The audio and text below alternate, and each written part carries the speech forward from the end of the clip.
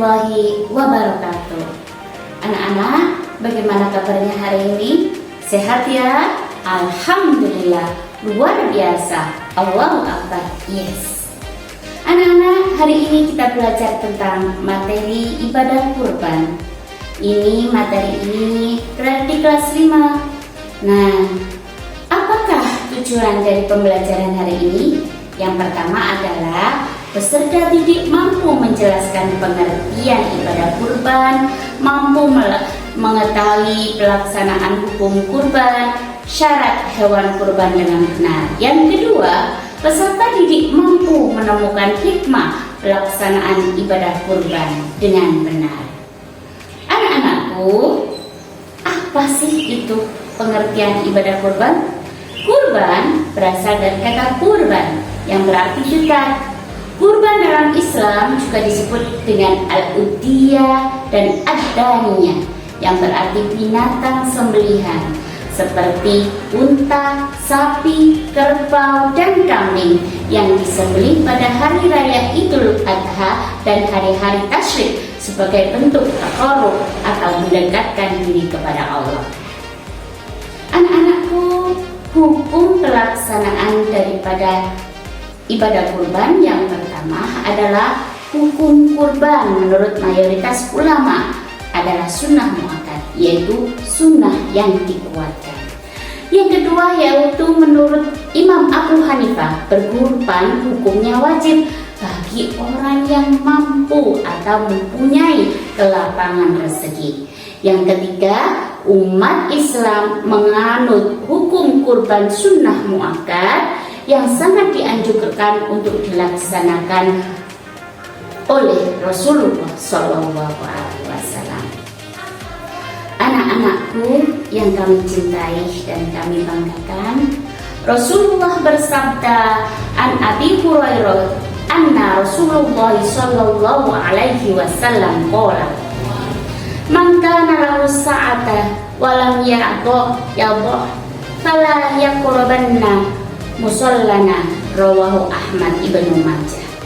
Artinya, dari Abu Hurairah radhiyallahu an, Rasulullah sallallahu alaihi wasallam bersabda, barang siapa yang mempunyai kemampuan tetapi tidak melaksanakan kurban, maka janganlah ia mendekati atau menghampiri tempat sholat kami. Hadis riwayat Ahmad dan Ibnu Majah.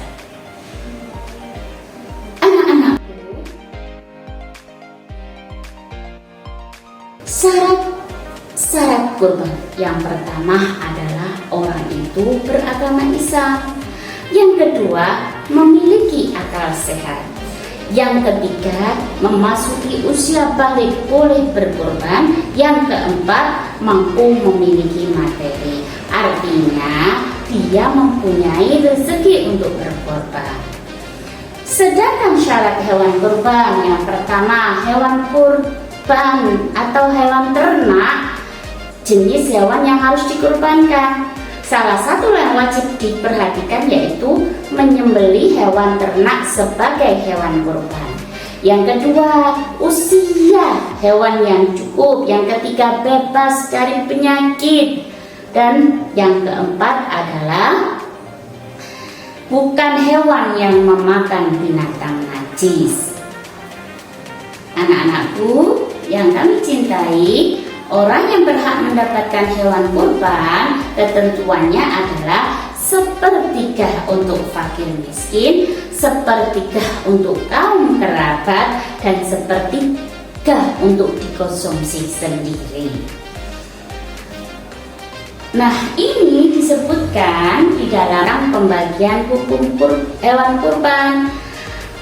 Nah, diriwayatkan oleh Ibnu Umar yang berbunyi, gunakanlah untuk keluargamu sepertiga daging kurban, berikanlah kepada tetanggamu yang fakir miskin sepertiga, dan sedekahkanlah pada orang yang meminta-minta sepertiganya.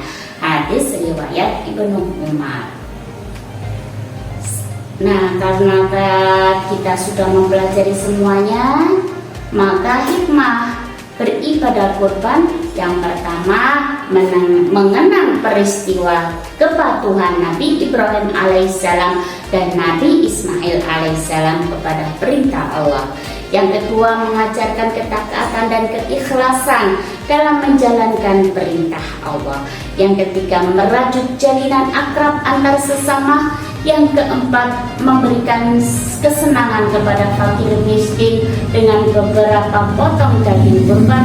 Yang kelima, menguatkan hubungan ukhuwah Islamiyah.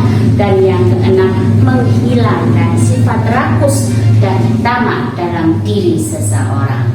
Nah, ini anak-anak latihan soal yang akan bisa kalian kerjakan. Ada 4 pertanyaan yang bisa dikerjakan pada lembar kerja peserta didik. Ini bisa dikerjakan secara mandiri. Nah, yang kedua ada latihan soal tentang kerja kelompok. Pada aktivitasku ada 3 masalah yang bisa kalian diskusikan bersama dalam satu kelompok tentang ibadah kurban. Nah, itu tadi ya anak-anak ya, materi yang saya jelaskan. Ibu ambil dari daftar pustaka yang ada, di antaranya yaitu ini ya. Billahi taufiq wal hidayah wa ridha wal inayah. Assalamualaikum warahmatullahi wabarakatuh.